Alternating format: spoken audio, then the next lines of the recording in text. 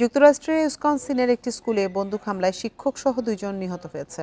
আহত হয়েছে 6 শিক্ষার্থী। হামলাকারী কিশোরী আত্মহত্যা করেছে বলছে রয়টার্স। সোমবার সকালে অ্যাবান্ডেন্ট লাইফ ক্রিশ্চিয়ান একাডেমিতে বন্দুক হামলা হয়। খবর পেয়ে স্থানীয় সময় সকাল 11টায় স্কুলটিতে পৌঁছায় পুলিশ। পুরো এলাকা ঘিরে ফেলা হয়, বন্ধ করে দেওয়া হয় আশপাশের রাস্তা।